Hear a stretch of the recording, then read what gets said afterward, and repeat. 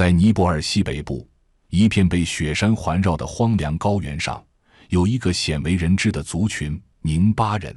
在这里，婚姻有着另一种形式，一个女人嫁给一个家庭，4个丈夫轮流共享她的夜晚。如果不是亲眼所见，你很难相信这样的制度在21世纪依然存在。她叫多玛，35岁，家中有4位丈夫，分别是4个亲兄弟。结婚那天没有鲜花，没有誓言，只有一床褪色的被子。从那一刻起，她的生活便不再属于自己。从这一天开始，她是儿媳，帮助婆婆打理家中杂事，养育孩子。她是劳动力，放羊种田都归她管。她是供妻，每晚伺候不同的丈夫。在这个村庄里，爱情不是婚姻的前提，选择也不是女人的权利。兄弟共娶不是稀奇，而是制度。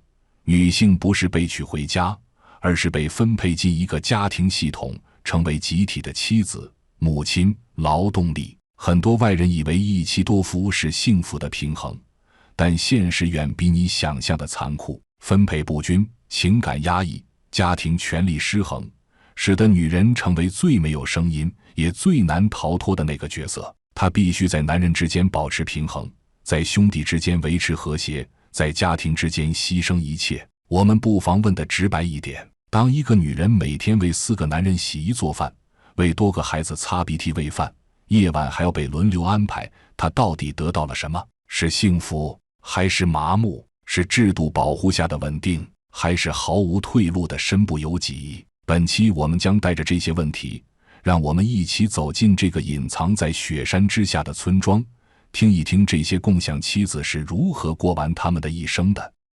如果你在地图上寻找宁巴族所在的村庄，你会发现这是一片难以寻找的区域。它位于尼泊尔胡姆拉县境内，靠近中尼边境，是全国最偏远、最难抵达的地区之一。整个地区如同一块风动的孤岛，嵌在喜马拉雅山的崇山峻岭之间，海拔超过3000米，空气稀薄，每年有超过100天在冰雪中度过。夏天来得短促而剧烈，一夜之间山花遍地，几周之后又迅速归于枯黄。冬季则寒风如刀，白雪覆盖群山，冷得连炉灶都难点着火。而生活在这里的宁巴族人就在这样的环境中代代生存着。他们住在用石头砌成的低矮屋子里，顶上压着木头和泥巴抵挡风雪。一间房通常要住下4、5个大人和一堆孩子。屋里没有电灯，晚上靠牛粪点火取暖。厨房和卧室没有明确区分，床就是地上的一块垫布。锅灶、柴火、牲畜的饲料全都堆在一起。在这里，生活不只是原始这么简单。由于交通不便，村庄里的食物和生活用品完全依赖自给自足。田是陡坡上的旱地，只能种出青稞、土豆这些高原作物。肉类依靠偶尔宰一只羊，更多时候是以牦牛奶、野菜和黄油茶为生。衣服一穿10年，靠手缝修补。要没有感冒，只能用热石头捂着挨过去。孕妇生产只能靠命硬。这样的日子，在城市人眼里也许难以想象，但在宁巴人眼中却再平常不过。然而，更大的问题在于资源分配。这里的每一寸土地都来之不易，水源有限，田地贫瘠，一个家庭能耕种的地块往往只够一家人温饱。如果每个兄弟都另立门户，那么田地就会迅速被瓜分，劳力也会被拆散，整个家庭结构就会崩塌。于是，一种古老而现实的婚姻制度被保留下来，那就是一妻多夫制。这种制度并非文化传统的象征，而是一种对抗环境恶劣与资源紧缩的生存机制。在这里，兄弟共娶一个女人，不是因为浪漫，而是因为实用。它成为连接兄弟的纽带，也是一个家庭继续维系的轴心。但这场共享的代价，全由女人来承担。她要同时面对多个男人的情感与需求，还要独自支撑起家庭内部的生活秩序。她既是妻子，也是母亲，是厨子，是农人，是调解者，是所有人的照顾者，却很少被关心。在这个雪山下的世界，她不能选择是否结婚，不能决定嫁给谁，更无法选择一个自己的生活。而这一切看起来合理的几乎没有人提出异议。也许正是因为地理如此孤绝，人们才默认了命运的沉重。不是没人想过逃离，但在这被山封锁的世界里，女人的命运如同一块嵌入山体的石头，动不得也无处可逃。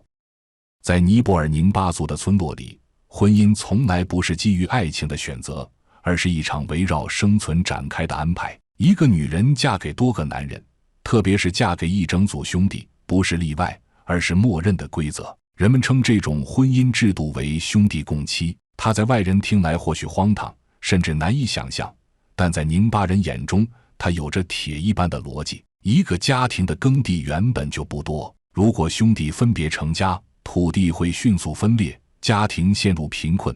但如果兄弟共同娶一位妻子，那资源便不会被摊薄，家产可以集中维持在一个单位内，家中多位丈夫可轮流外出放牧、劳动、背盐换物，其余人留家照顾老人、妻儿，家庭运行效率更高。制度之下，一切似乎都有其合理性，但在这份合理性之下，女性的意愿被彻底抹去。在宁巴的习俗中，女孩子从10几岁开始便被安排议亲，婚姻不是她可以选择的事，而是父母和对方家庭之间的谈判。她要嫁给谁，嫁几个，甚至是嫁给几个年龄差10多岁的兄弟，她都无权过问。只要女方家庭不反对，这门婚事就会被认定为合适。婚礼简单的近乎冷漠，没有白纱，也没有红绸，一切只是为了让她进门。最常见的安排是，女方先嫁给长兄，然后其他兄弟陆续顺理成章地加入。村中甚至有一种说法，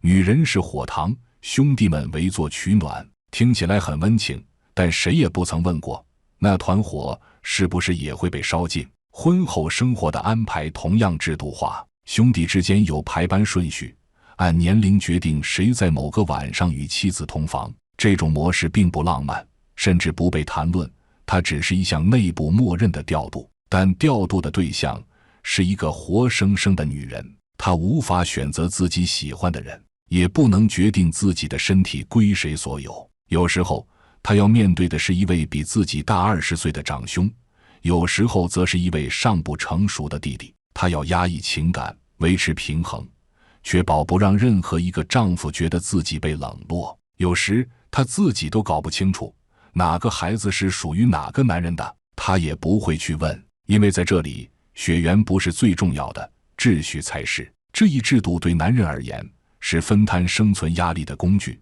对女人而言却是彻底丧失自主权的枷锁。外人会想问，她能拒绝吗？答案是不能，甚至在她还小的时候，她就已经被绑进这个安排里，即使心中不愿，她也无力违抗。家人告诉她，这是为了你好，是保全家庭的方式，是宁巴女人的宿命。她若反对，不只是忤逆，更可能会被视为不懂事、不通情理，甚至失去做媳妇的资格。而她的沉默被整个制度解释为顺从，没有法律保护，也没有文化外援。这一切就像高原上的寒风，不可抗拒，只能适应。女人的婚姻不是关于爱，而是关于供养；不是关于选择，而是关于支撑。她嫁的不是一个人，而是一整户家庭。她献出的不只是身体，还有青春、自由，甚至尊严。这就是她的婚姻。多玛，35岁，是宁巴村里典型的一妻多夫制女性代表。她的家住在村东头的一座石头屋里，没有窗，也没有门锁，屋内空间不足30平米，却要容纳7口人。她的4个丈夫以及3个孩子。她的婚姻是在17岁那年开始的。起初她只被许配给长兄拉布，一位身材壮实却话不多的放牧人。她记得那天没有仪式，只有2家人围着火堆喝了几碗酒，婆婆递给她一件旧羊皮袄，说从今天起，这就是你的家。不到半年，拉布的2个弟弟陆续进门，又过了1年，最小的弟弟也从外地赶回来了。村里人都知道，这是理所当然的流程。她不只是拉布的妻子，而是这个兄弟集体的女主。她没拒绝过，也没办法拒绝。她笑了笑，神情平淡，像在陈述一件与己无关的事。他的一天从天还未亮起就开始了。凌晨5点，他先起床生火烧茶，接着打水煮饭给羊添草。4个男人各有分工，有人出门放牧，有人去镇上换盐，有人留守家中。但无论他们轮换怎样，家务的安排永远是固定的，都归多玛。上午要洗衣、喂鸡、晾奶，下午则要在田里劳作，有时还要徒步几个小时去山谷那头的亲戚家借工具或换粮。一整天下来，他的手几乎没停过，脸上的皱纹、指尖的老茧都是时间给他的工资。而夜晚是他最沉默的时候。按照家族习惯，4个丈夫轮流休息在他的床铺，没有浪漫，没有亲昵，更没有商量。他不能拒绝，也不会选择。就像今天是星期二，那么今夜就属于排行第3的丈夫达卜。他和达卜很少说话，只在晚饭后一起沉默地喝一碗酥油茶。孩子们睡着后，火堆烧得噼啪响，屋外风声凄厉，屋内被褥发出细微摩擦声。他不会抗拒，也不会迎合，一切都在制度里安排妥当。有时候他会在半夜醒来，看看熟睡的孩子，看看墙上被烟熏黑的泥砖发呆。他最想知道的是，他到底是他们谁的老婆？这个问题他问过自己很多遍，但从没有答案。最小的丈夫才21岁，几乎是他看着长大的。他对他有感情吗？他不知道。他对他呢？也许只是责任和照顾。3个孩子没有准确的父亲身份，村里人也不关心，只说是这家的孩子就行了。多玛自己也不去追问，因为他知道追问不但无用，反而会引发兄弟间的不和，让自己也身陷囹圄。他不外出，不社交，不说累，他只知道他是这个家庭的轴心，如果他不动，整个家都会停摆。4个男人靠他煮饭，3个孩子靠他抚养，牛羊靠他喂养，房屋靠他打理。他的身体、时间与劳动被家庭彻底吸纳，他自己几乎没有个人可言。多玛的生活没有故事，只有日复一日的任务。但正是这种没有选择的重复，构成了宁巴村大多数女人的真实人生。在宁巴村，婚姻是服从，且有一套固定流程。女孩从小就知道，结婚是她迟早要面对的事。没有人问她愿不愿意，因为这是一个不需要讨论的问题。结婚通常分几个阶段，每一阶段都由家庭决定。首先是贝尔果仪式，女孩大约10岁，由村里的女性长者主持。在仪式上，会用贝尔果象征女孩已婚，这不是实际婚姻，只是宣告她已经被视为未来的妻子，意味着她进入了女性身份的预备阶段。第2阶段是太阳礼，女孩出巢后，由家中长辈为她洗净身体，换上新衣，在家中小范围进行仪式。这一环节视为她正式成为可以生育的女人，具备进入婚姻的资格。第3阶段才是真正的婚配，通常是家庭之间达成口头协议，女方被安排嫁给男方长子。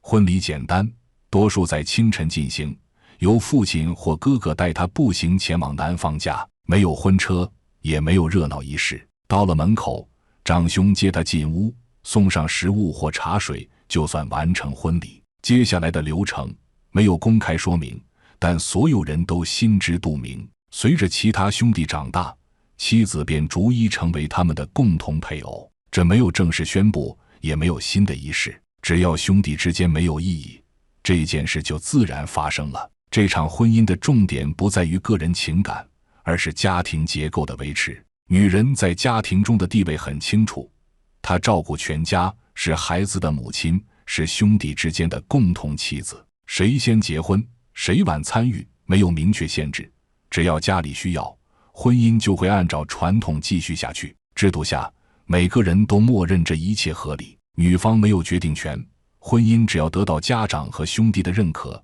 婚姻就成立了。孩子出生后也不会特别追问父亲是谁，只要是这家的孩子，就不会被区别对待。这种婚姻安排是为了防止土地分裂、家庭解体。宁巴村耕地有限，如果兄弟各自成家，土地就会被切碎，家族劳力也会削弱，因此共享一个妻子被视为最经济的方式。也正因如此，这种制度一直维持到现在。在宁巴村，一位女性的生活从成为家中妻子的那天起，就开始围绕2个核心任务运转：生育和照顾人。她可能还不到20岁，但已经要照顾4个男人、几个孩子以及一个家庭的完整日常。生孩子是这份工作的开始。宁巴女性往往在婚后1年内就会怀孕，一方面是传统观念里女人结婚就是为了传后，另一方面也是丈夫之间的一种默契证明。在一妻多夫的结构下，没有人会明确表示谁是孩子的父亲，但所有人都希望自己是那个先成功的人。